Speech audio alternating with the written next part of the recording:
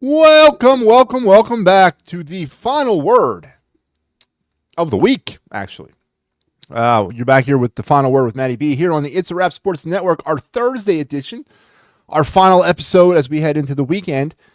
Great to be here. Wrap up the week strong as we do every day and every week. A big time stuff on the show tonight, as in every night. I hope maybe you didn't. Maybe you did. Maybe you caught the show earlier today. The Birds Blast. Good God. The Birds friggin' Blast with Kyle Quinn. Kyle was on and we talked a lot about the upcoming Eagles-Rams. God, why can I not think?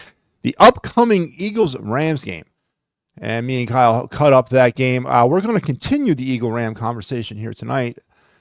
Just in case you might have missed it earlier, we'll talk about where I think this game will be. We got some baseball news as the postseason awards are finally pretty much done with. We got the MVPs that were announced earlier tonight, and then tomorrow they got the Hustle and Heart Award. But I don't really care about the Hustle and Heart Award because we're going to bypass that. But we're going to wrap up the baseball awards tonight and recap all the awards.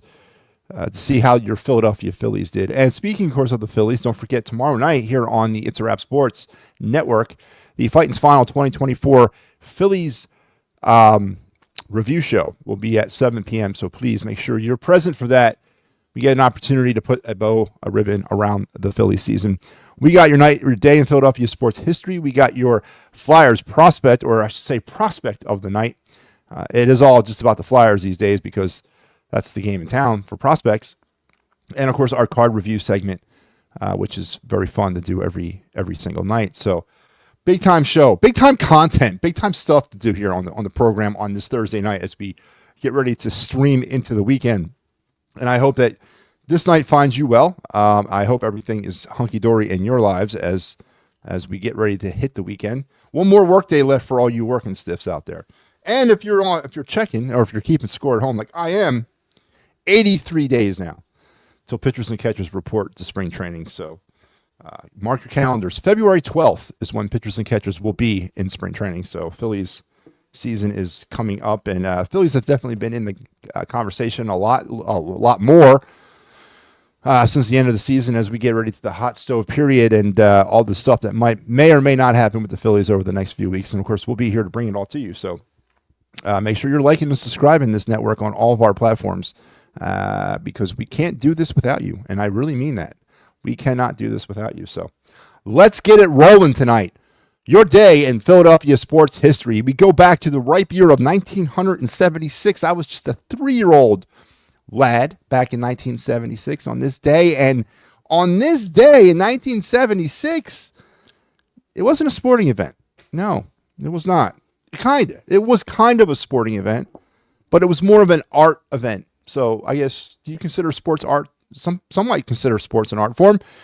But on this day in 1976, Rocky, that's right, the pinnacle of boxing movie and pinnacle of the essence of what it meant to be a Philadelphian, debuted into the theaters on this day in 1976, launching Sylvester Stallone into the stratosphere as a megastar, as he would portray the fictional Rocky Balboa from South Philadelphia, who got a chance of a lifetime to battle the heavyweight champion Apollo Creed in a winner-take-all type match. And, of course, it launched a franchise that had 4 Rocky movies. Was it five Rocky movies, right? Was it 5 Rocky movies? If you count Rocky 5, or was it's 6? It's 6 Rocky movies. But a lot of people don't count Rocky 5. I'm one of them. But it's 6 Rocky movies and 2 Apollo Creed movies as a spinoff to the franchise. But it all began on this night back in 1976 when Rocky debuted in movie theaters across the world. The film would go on to win 10 Academy Awards. Or I'm sorry, they were nominated for 10 Academy Awards. And again, out of nowhere became a inspiration for millions of Philadelphians. We gravitated towards it. And we got a statue of a fictional boxer on the steps of the Art Museum, for God's sakes. And we became Rocky. And it's funny because Sylvester Stallone prior to breaking through with Rocky and becoming the megastar that he became, tried hard to become an actor. I think for a while he was doing adult films. I think that's what I heard he was doing that for a while. And of course, just like any other struggling young actor, he wrote scripts and screenplays. And one day, while watching ABC's Wide World of Sports, this is a true story. By watching ABC's Wide World of Sports, he came up with the story of Rocky because apparently there was an opportunity, not for the heavyweight. I don't think it was for the heavyweight championship, maybe a welterweight or middleweight. The champion was given an unknown a shot. And that was the basis of the story Rocky. And it took a lot of doing to sell his idea to a major studio. And one of the stipulations actually was that he doesn't star in it. I think one of the United Artists, I think, is the one who did it. They weren't going to purchase it until he agreed not to star in it. They didn't want Sylvester Stallone to play the title character, but Stallone would not budge on that. And of course, the rest is movie history. And Sylvester Stallone became who he was, and Rocky became what it was to both the movie-going public and the Philadelphia public. I don't necessarily, every time it's on and I come across it, you obviously stop and you watch it. It's inspirational. It actually reminds me of my youth growing up in Philly. It really does. It brings me back to a simpler time for me. But on this night, it all began in 1976. Rocky debuted in movie theaters across the world to rave reviews, man. But, yep, there you go. So, that was your day in Philadelphia sports history. Rocky. Yep, Rocky. What's your favorite Rocky? Is it the original? Is it Rocky 2? Do you consider Rocky one of those movies that transcended, like the sequel was better than the original? I know there's only a handful of movies out there that you can say that about, where the sequel was better than the original. Does Rocky fit in that category? Rocky 2 is great because he wins it all at the end, but Rocky, the original, just had it all. And it's hard for me to kind of knock Rocky off the pedestal by Rocky 2, but I would just put 1A, 1B. I don't know if that's a lazy way out of it all, but it's hard for me to say. It's hard for me to say which one was better. I know which one was the worst. That was Rocky 5. That was terrible. Rocky 4 didn't do anything for me. Too political. Rocky 3, they're just trying a little too hard with the Clubber Lang and the Mr. T thing. But Rocky 2 and Rocky 1 were the best of the franchise. Now, and Rocky Balboa, Rocky 6, was actually one of my favorites as well. I really enjoyed that film. I thought he did a great job with that. And the first Creed movie as well I liked. So I guess I'd put them in order. Rocky, Rocky 2, Rocky 3. No, Rocky, Rocky 2, Rocky Balboa, Rocky 3, Rocky 4, and Rocky 5. I guess that's how I would rate those movies. But on this night back in 76, it happened. It all began as Rocky debuted in movie theaters across the world. So there you go. Art transcending sports. You got to love it, baby. All right, let's get into this program, shall we? Baseball. Let's get into baseball first. Today, a couple hours ago, actually, the Major League Baseball announced its MVPs of 2024 season, and no surprise at all, Shohei Ohtani for the National League and Aaron Judge for the American League. And, kind of relating to our card segment that we do here on the program, for those of you that are into sports cards, Shohei Ohtani and Aaron Judge cards, even prior to this announcement, of course, were hot commodities. But now, as these individuals' careers begin to be what they are and are just completely out of control, if you can get your hands on a Shohei Ohtani or an Aaron Judge, any card, please go ahead and do so, because it is worth the financial investment. I'm telling you that. But Shohei Ohtani and Aaron Judge are your MVPs for 2024. And that pretty much wraps it all up. We have one more award to go. That's tomorrow when they give the Heart and Hustle Award. But for all intents and purposes, it's done. Now, with that being said, let's go back and let's kind of review all this. The first award for this season was handed out back on October 28th. It was the Roberto Clemente Award. It went to Salvador Perez of the Royals. Perez is that talented catcher for a very young, talented Kansas City, almost said Chief team, Kansas City Royal team. So he won the Roberto Clemente Award. Then on November 3rd, they give out the Gold Gloves. No Phillies won.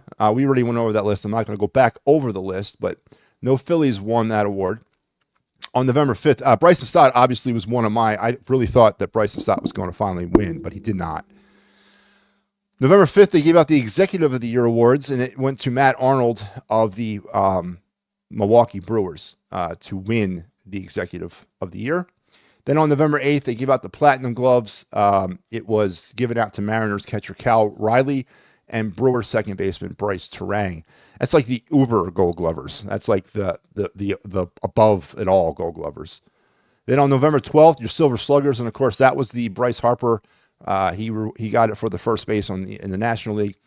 November 14th was your Comeback Players of the Year or Comeback Player of the Year, given to Chris Sale and Garrett Crochet. Chris Sale of the Atlanta Braves and Crochet of the White Sox were your comeback players. Sorry, it was not players of the year. And on the 14th as well, they gave out the Edgar Martinez Most Outstanding Designated Hitter. Shohei Ohtani was your Most Outstanding DH. Also on the 14th, your Relief Pitchers of the Year went to the Cardinals' Ryan Hesley and the Guardians' Emmanuel Clace. And then finally, a big day on November 14th. We're not even through it all. The Hank Aaron Awards went out, and it went to Aaron Judge and Shohei Ohtani. It's sort of kind of a prelude to the MVP. It's not necessarily the same players that are going to win both, but it's a pretty damn close, good bet to think that they will. Then also on November 14th, the final thing they did on the 14th, big day on the 14th, the all MLB teams were announced. Zach Wheeler was a member of the first team all MLB team, and Bryce Harper, your second team all MLB team. November 18th, Rookie of the Year was given out to the Pirates right-hander Paul Skeens and Yankees right-hander Luis Gil. They were your Rookies of the Year. And we talked about this last night as it pertains to the card segment. Again, the Paul Skeens 2024 Topps Rookie Auto Relic card. It's got to be all three. It's got to be his rookie card. It's got to be an auto card, autographed. And it's also have to be a relic card, which means it has a piece of his uniform kind of embedded into the card. It's a one of one floating around out there. I believe it was part of Series 3, which was the last series they released of 2024. It's out there right now. One of one floating in the universe somewhere. If you happen to come across that card, you need to contact the Pittsburgh Pirates, Paul Skeens, or all the above. Let them know you have that card because they are offering a ransom in return for that card. They will give you season tickets for 30 years in the at PNC Park in a seat behind home plate.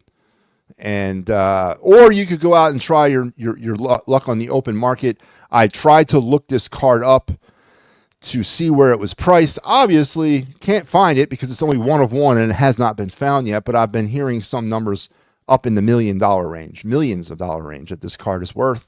So if you happen to find it, you can do a couple things. You could insure it, contact the Pirates, or you can sit on it and make $1 billion. So be on the lookout for that card. I'm telling you, it might be worth it.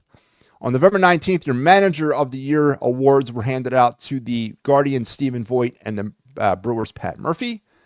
And then on the 20th, your Cy Young Award winners, Chris Sale getting that for the National League. Of course, he also won Comeback Player of the Year. And the Tigers' Tariq Skubal was also named your American League Cy Young Award winner. There was an outside shot there that Zach Wheeler, I believe, who came in third or second in the National League, third overall in the voting. And then your, of course, your MVPs that came out today, Shohei Ohtani and Aaron Judge. And tomorrow, your Heart and Hustle Awards will go out to Pete Rose. I mean, not him, but obviously that'll be announced tomorrow. But that's it. We're finally through it. There's your MLB 2024 awards. 2 Phillies recognized for greatness in 2024. Bryce Harper for a Silver Slugger and a spot on the second team All-MLB team. And Zach Wheeler, first team All-MLB team. How do you guys feel about that? You know, we talked about this last night. The greatness that was of the 2024 season, or the greatness that should have been of the 2024 season, if you were looking at this thing from a first half, second half standpoint, and what they did in the first half was surely something to get a lot of people talking. Boy, we talked a lot about it. But when it's all said and done with 95 wins, which is nothing to shake a stick at, but in a first round playoff or second round playoff exit, whatever you want to, their first round, but second round overall playoff exit, and only 2 Phillies get honored for any kind of greatness in 2024. What does that make you feel? Do you feel bamboozled? Do you feel hoodwinked? Do you feel lied to by the Phillies? Because I think a lot of people should. I mean, there's no reason why this team, based on what happened in the first half, should have clunked down the stretch of the second half. And by their snubbing here at the Baseball Annual Awards segment over the past month, it is a definite indication that not only do the Philly fans have a legit beef with the way the team performed, but apparently Major League Baseball does too, because only 2 Phillies were recognized. And as the hot stove starts to heat up and as names are going to start getting thrown out there, there's a report now that one general manager says that the Phillies no doubtedly will be in the hunt for a megastar. It's one of the stars out there that are going to be available in free agency. There's a few of them floating around. I guess you got Juan Soto, and then down here you got Alex Bregman, and then the rest below all that. But they're saying that the Phillies, because they have skin in the game, they got the muscle, they got the money, they got World Series aspirations. The Phillies most doubtedly will add an impact player, a superstar player, this postseason. So we'll see. More to follow on that as we get closer. And we all wait with excitement to see who that might be and who, if it is anybody, and who I'm more excited or interested to see that who is not with this team next year. Is it just Alec Boehm, who's rumored to be pretty much all but out of here? It's just a matter of closing down the deal. Is it just Alec Boehm, or are we looking at a potential Alec Boehm getting moved, JT getting moved, Kyle Schwarber, Nick Castellanos, I mean, even potentially Trey Turner, if they could find someone that's stupid enough to take on that money in that contract. And perhaps even St. Bryce, could he be on the move at some point? I doubt that, but I'm really more interested to see who's not going to be with the Phillies next year than I am really who is going to be with the Phillies. I think that, to me, is a bigger story of who they've kind of given up on and who they want to move on from. And I'm really going to be interested to see, as we move forward through the offseason, who those players are. So there you have it. There's your Phillies and baseball recap of the awards season. Aaron Judge and Shohei Ohtani named your MVPs tonight. And again, from a sports card collecting standpoint, I said it before and I'll say it again. They're very hot commodities. No matter what year a card that you got to find, go out and try to lay your hands on a Ohtani or a Judge, because they will be worth some money here coming down the stretch of their careers more than likely. Just like a few years ago, Mike Trout was gold. Now he's nothing, but Shohei Ohtani and Aaron Judge definitely are some of the hotter names in all of baseball. And if you happen to find the golden ticket, which is the Paul Skeens 2024 Topps Rookie Auto Relic card, your life's about to change. Just put it that way. It's really about to change. And somebody out there is going to find it a 1 of 1 card that's floating around out there. So make sure if you're a sports card collector, if your kids are, if your significant other is, start buying up some 2024 Topps baseball cards. I think, as I said, it's Series 3. If it's not Series 3, it's Series 2. It's one of the ones that just came out. The final one of 2024 before they focus on 2025. So be on the lookout for that. All right, let's transition now. We're going to talk some Eagles, because earlier today we talked in length to Kyle Quinn on the Birds Blast about this very important game. Well, I mean, they're all important. But this game coming up on the left coast against the Rams, a very interesting game, because this is the final game that the Eagles will have to get on an airplane in the regular season. There's no more air travel after this. Everything will be local, where they can take a plane or a bus or a train, I guess. And they're going out against the 5-5 Rams team, and which is very more interesting than the actual 5-5 Rams is that they're the second place in the NFC West 5-5 Rams, behind the first place 6-4 Arizona Cardinals in the NFC West. Now, we've got 6 games left-ish, 6-7 games, depending on who you are and if you had your bye week. So the season's definitely not over yet, but we're getting into that point of the season where, this is where the contenders are supposed to rise above and the pretenders are supposed to fall apart or go back down to where they are. And we've seen that throughout most of the divisions and both conferences of who those teams are. But the NFC West continues to befuddle and amaze me, because right now it's anybody's game in the NFC West. I could see any one of those teams winning that division, and I could see any one of those teams finishing last in that division. It's a very evenly stacked division, and of course the mystery around the San Francisco 49ers, is it all about Christian McCaffrey? Is it Brock Purdy? Is it a combination of both? Is it injuries overall? I haven't really paid attention much to the 49ers this season, and for obvious reasons, they really haven't been grabbing the headlines. So I'm not really certain what's going on with San Francisco, but it's obviously anybody's division out there, which is a good thing. I think that's pretty fun. But the Rams at 5-5 have a big opportunity on Sunday night to gain some ground on the Cardinals and also strengthen their position in the division. Because if you look at right now in the playoff standings, and it's okay to start looking at those now because we're getting to that part of the season, the Rams really at 5-5, well, as of today, will have a hard path to the wild card. I believe the Minnesota Vikings are currently the 7th seed in the NFC, and they're at 7-4. So it's like 3 games ahead of the Rams, 2.5. So winning the division for any of those teams out there will probably be the best bet of them getting into the playoffs.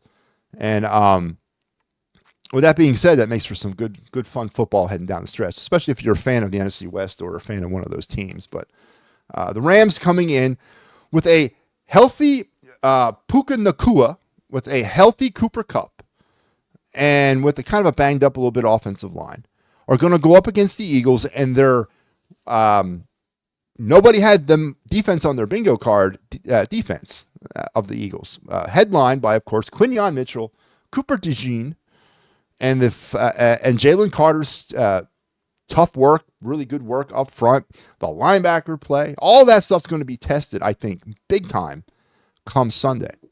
And me and Kyle went round and round about Quinyon Mitchell specifically. And I'm not going to sit here and tell you that Quinyon Mitchell is a bad player. I think Quinyon Mitchell is a very, very good player, and I think he's had a very good season. But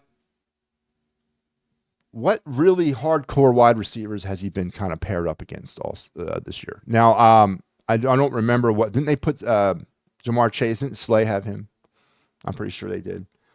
Quinyon Mitchell's going to have no choice but to cover a really good wide receiver on Sunday. And I think for all intents and purposes, this is going to be one of his first tests of the season. Now, Kyle Quinn tried to tell me some nonsense about CeeDee Lamb who's been having a Hall of Fame career, allegedly. And here's the interesting piece of the puzzle with the wide receiver. You could be covering Jerry Rice out there, or you could be covering Megatron. You could be covering, the greatest wide receiver to ever play the game, Chris Carter. Insert whoever wide receiver you want. They don't have a quarterback to throw them the football. And that's not going to really matter. It doesn't really matter what's going on. So Matthew Stafford presents a problem because he's an above-average quarterback, a Super Bowl champion. He knows how to win. And he's going to be going up against the Eagles, and who don't get much pressure on the quarterback. The Eagles are going to have to find a way to somehow generate some pressure. The Eagles have been feasting off of some bad quarterbacks for the past 3 quarters of this season. Now, Jalen Daniels is not a bad quarterback, and the Eagles did what they had to do. But, we'll see. Matthew Stafford, different type of quarterback. Next week, Lamar Jackson, different type of quarterback. We could be singing a different tune about the Eagle defense in the next 2 weeks as they go up against some elite quarterback play here. Or I should say average to above average to elite quarterback play. I'm not going to give Matt Stafford elite status, but Sunday is going to be an interesting test for the Eagles secondary specifically for me. I really want to see how they do against 2, not 1. Don't forget, the Bengals, it was only Chase. There was no T. Higgins. But this is going to be one of the first games that the Eagles have had to defend against 2 legit all-pro level wideouts and a competent above-average quarterback. So I really want to see how Quinyon Mitchell and Cooper DeJean handle that. as their young careers begin to progress. And of course, Jalen Hurts and the Eagle offense, are they going to be able to get out of their own way on Sunday night? Will they get off to that unicorn of a fast start that we all have been waiting for all season long, which has not happened? They are terrible in first half action, averaging 9 points in first half play in 2024. I've only scored,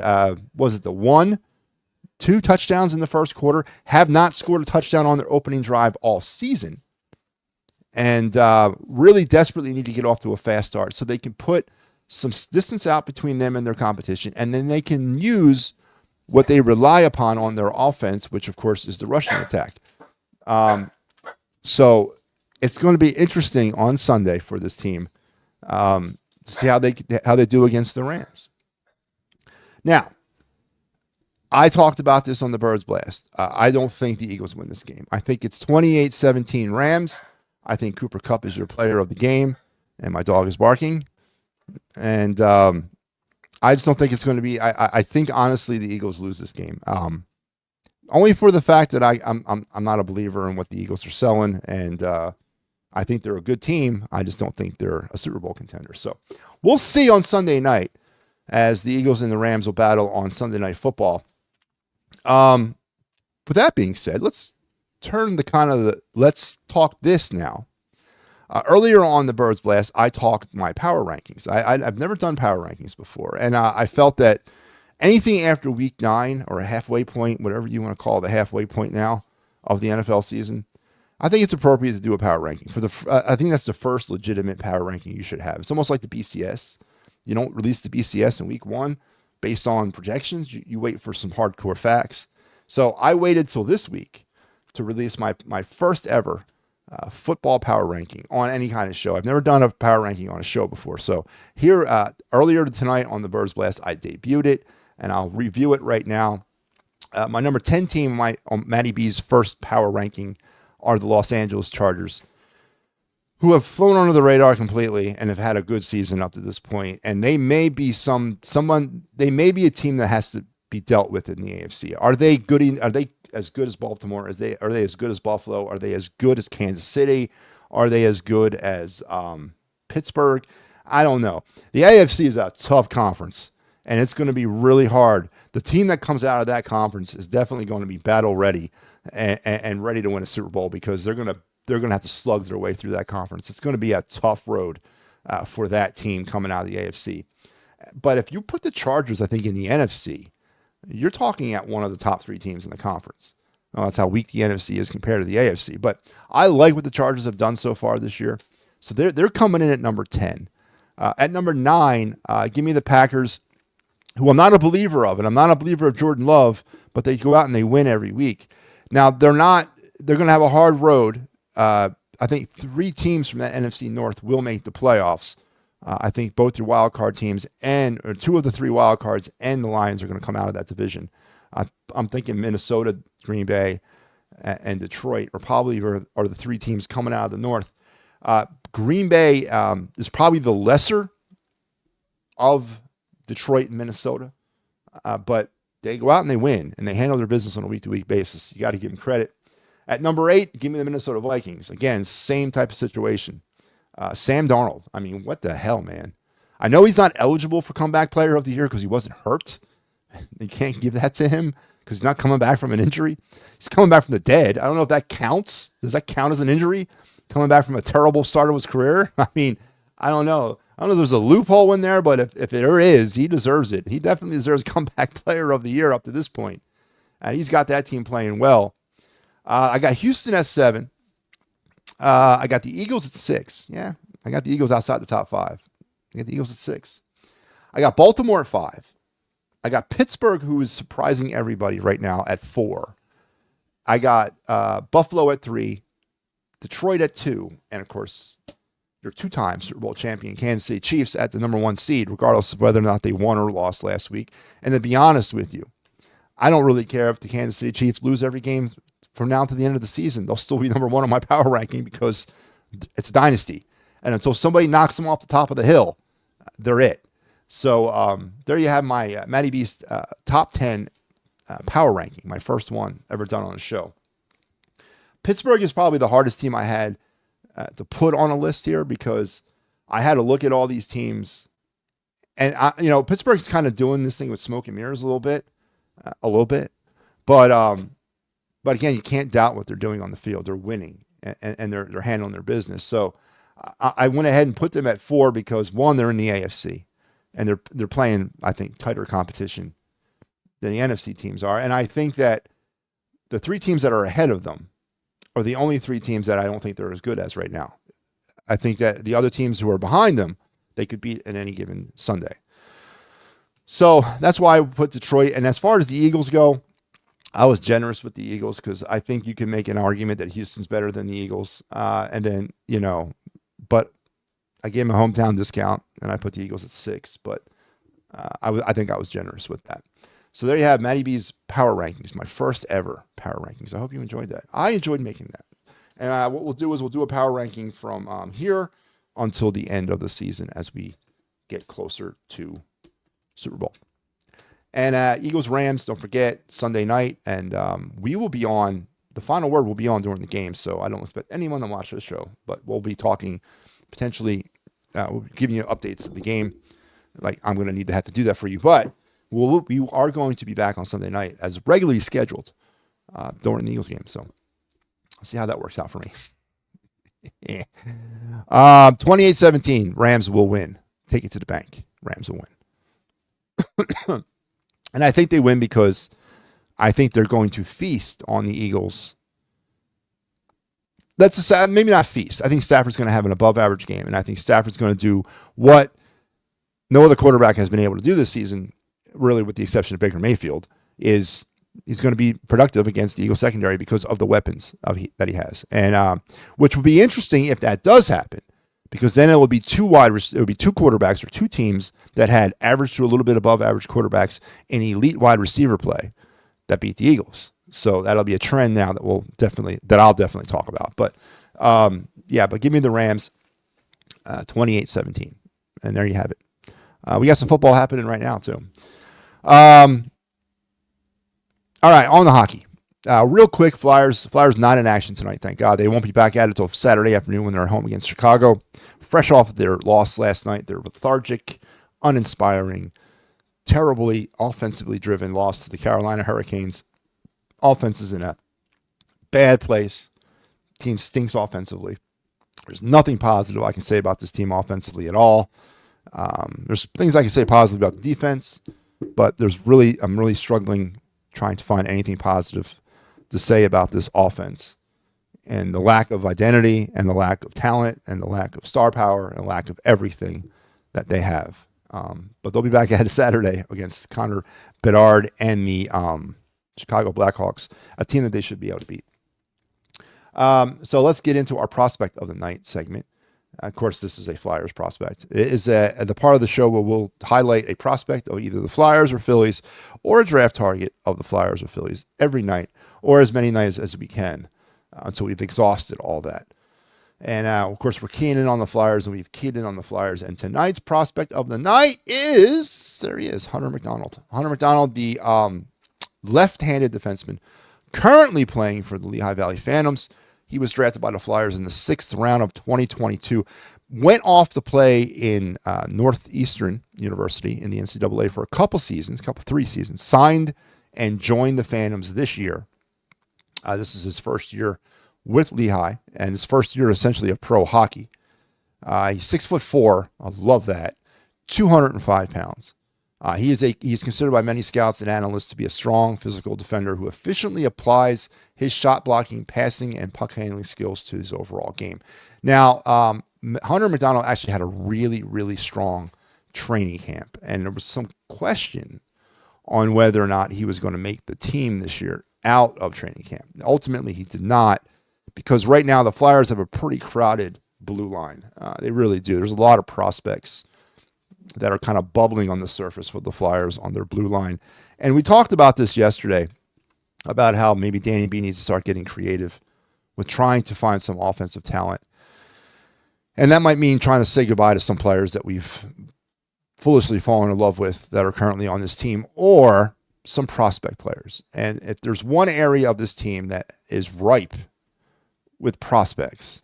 It's the decor. There's defensemen all up and down in all levels of development for the Flyers right now. Some highly drafted players, some drafted players that have taken immense steps in their careers as young pros, and some really interesting prospects that should interest a lot of different teams. And I'm not saying that Hunter McDonald's going to be one of those players, but if you're looking at trying to get yourself better offensively, a player like a Hunter McDonald is the type of player that will do that for you. That's the type of player that teams are going to look at and say, you know what, you want so-and-so, well, we want Hunter McDonald. So these are the types of decisions that Danny B is going to have to make sooner than later if he wants to salvage this season, or not so much salvage the season, but salvage this rebuild, salvage the forward momentum and the forward progress of this rebuild. I'm not saying that we're going to go out and make trades that are going to get us to the playoffs. That's not what I'm saying.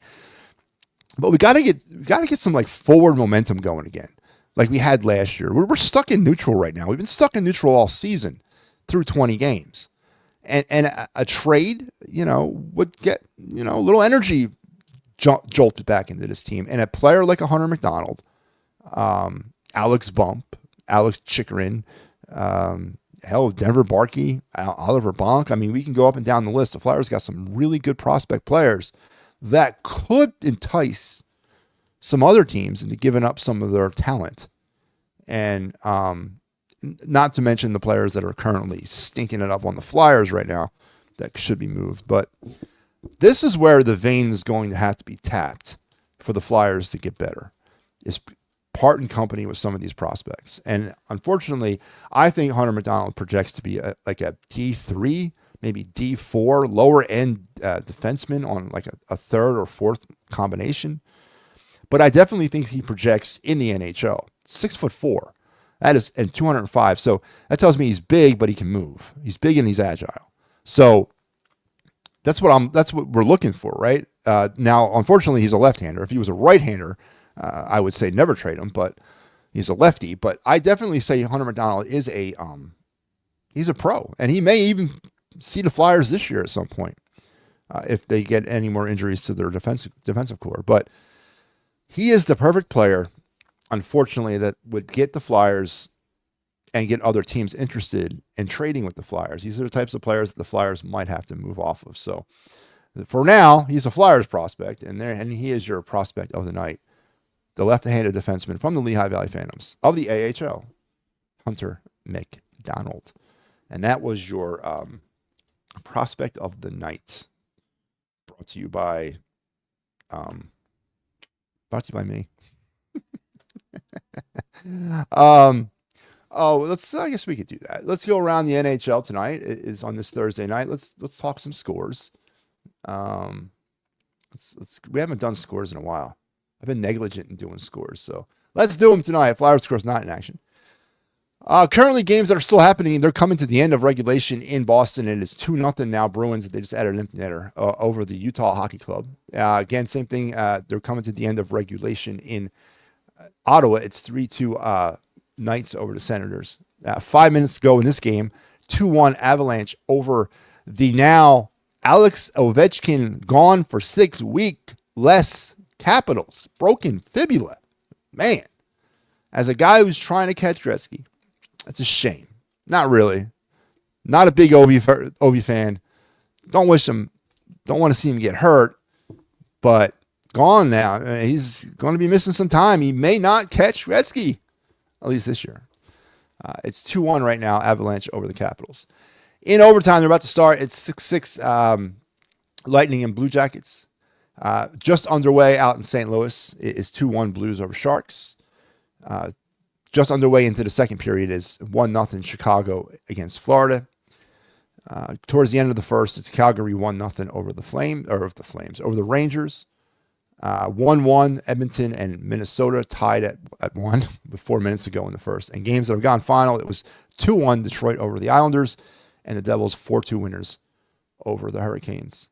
As Devils beat them. Why can't we? But those are scores in the NHL. And I guess that'll take us to our final segment, MattyB's card review. Let's roll the music. Where is it? Let's get the music going. There we go. Looks a little something like this. Looks a little bit like I can't miss. Hey, this is what you call a bad. What? This is what you call a bad. What? Looks a little something like this. Looks a little bit like I can't miss. Hey, this is what you call a bad. What? This is what you call a bad. All right. So we are at the MattyB card review segment. This, of course, is the segment of the show where we take a card from my sports card collection and we talk about it. Talk about the nostalgia, the financial, the sentimental, the intrinsic value of a card can be. And maybe we kick around elicit some memories or bring up some memories of people's childhood and just, have some fun with it. This is definitely one of my funner segments. I enjoy doing it. And this is all from my sports card collection. So this is all legit cards. I'm not pulling cards out of the sky. I'm not going to preview the Paul Skeens 2024 Rookie Relic Auto. I'm not doing that because I don't have that in my hands. If I had that card in my hands, we'd be singing a different tune tonight.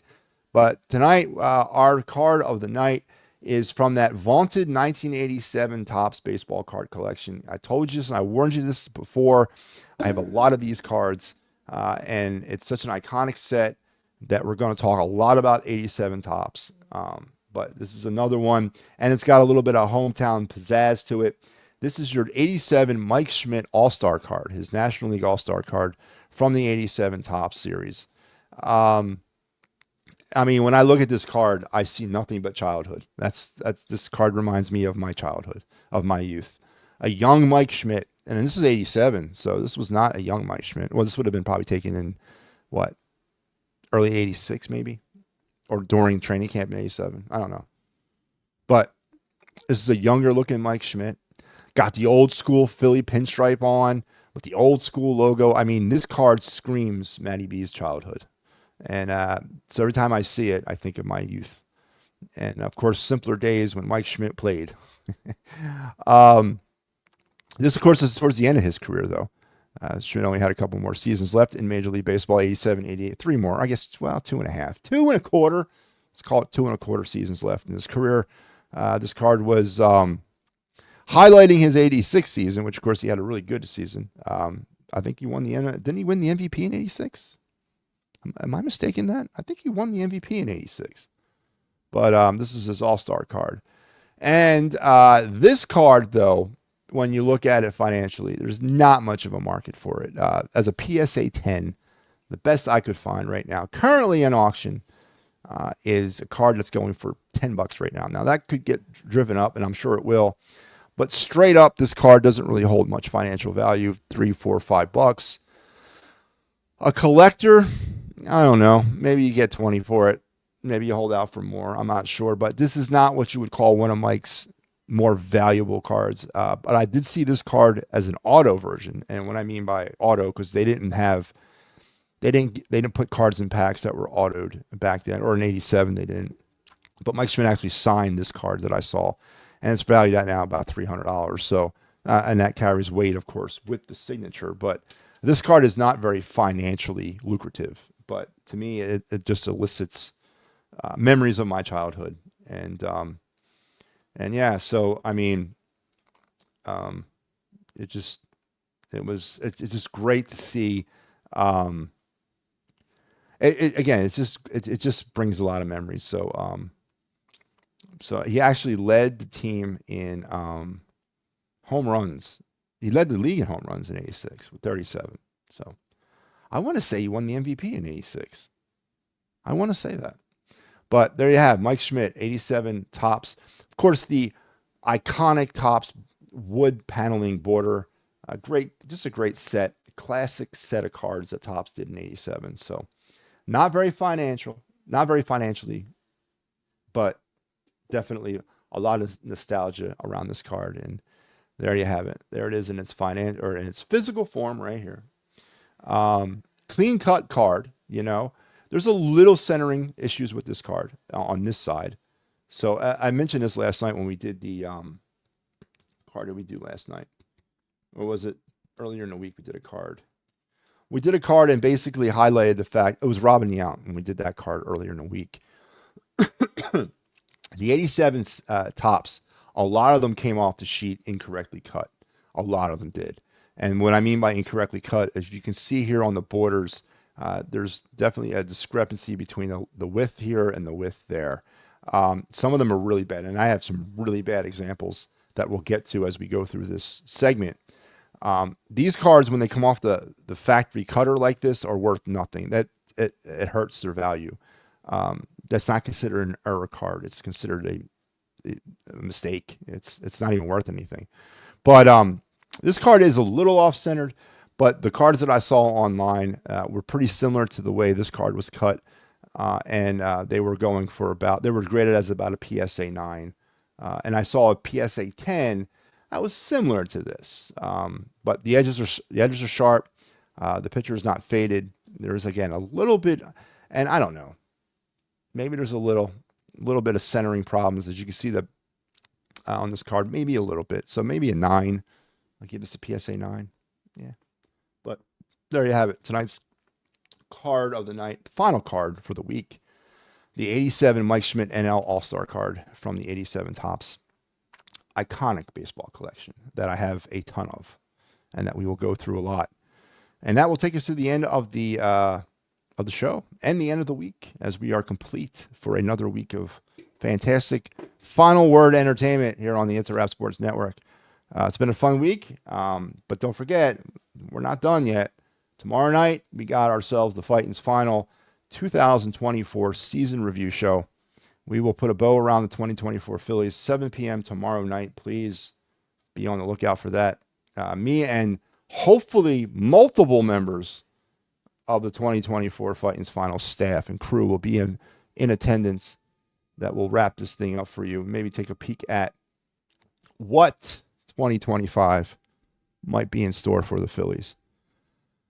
And then on Saturday afternoon, we got you covered. Post-game, Flyers, Blackhawks. I got the call for Clear the Ice on Saturday. As I said last night, though, don't expect it right after the game. Expect it a little later in the night because I have a very busy Saturday. I got 2 hockey games and a family affair that I have to be present for. So the post-game will probably not be until about 7, 8 o'clock on Saturday night. But that's okay. It's Saturday. What you got to do.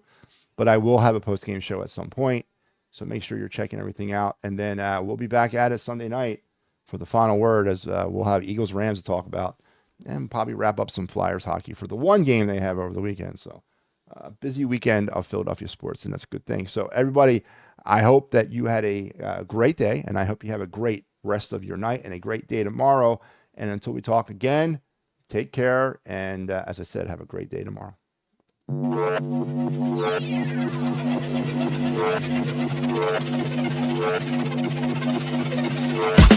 I'll be coming up hot for a minute. Everybody know the drop when I'm in it. I drop the top when I'm in it.